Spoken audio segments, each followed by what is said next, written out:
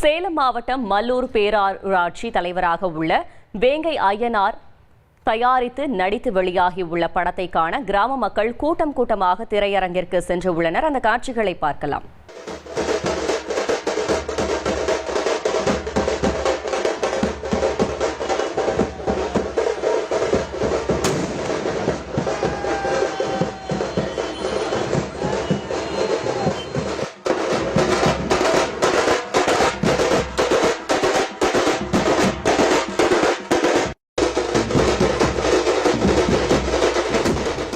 இது குறித்த கூடுதல் தகவலை செய்தியாளர் தமிழ்ச்செல்வன் வழங்கிட கேட்கலாம். தமிழ்ச்செல்வன், வணக்கம். கூடுதல் தகவல்கள்.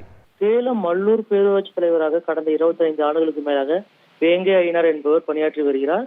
அரசியலில் மட்டுமில்லாமல் திரையுலகிலும் சாதிக்க வேண்டும் என்பதற்காக தெலுங்கு திரையுலகில் மிகப்பெரிய வெற்றி பெற்ற படத்தை தமிழில் தயாரித்து அதில் முக்கிய கதாபாத்திரத்தில் நடித்துள்ளார். இந்த படமானது வெட்டு என்ற பெயரில் தயாரிக்கப்பட்டு தற்பொழுது இன்றைய தினம் தமிழகம் முழுவதும் உள்ள திரையரங்குகளில் வெளியாகியுள்ளது. குறிப்பாக சேலம் மாவட்டத்தில் பல்வேறு திரையரங்குகளில் படம் வெளியாகி இருக்கிற நிலையில சேலம் புதிய பேருந்து நிலையம் பகுதியில் உள்ள திரையரங்கில் படம் வெளியாகி உள்ளது.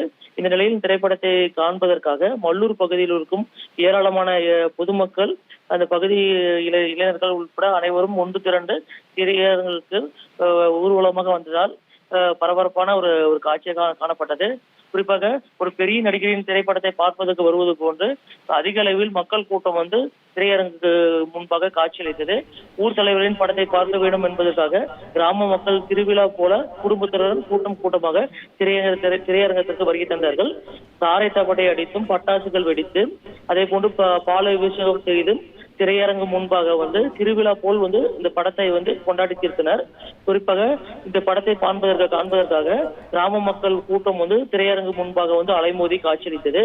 ஒரு பெரிய நடிகரின் திரைப்படத்தை வெளியாகும் போது பார்ப்பதற்கு வரும் கூட்டத்தை போன்று இந்த வெட்டு திரைப்படத்தை காண்பதற்காக மக்கள் கூட்டம் அதிகம் நிறைந்து காட்சியளித்தது குறிப்பிடத்தக்கது. தகவல்களுக்கு நன்றி தமிழ்ச்செல்வன்.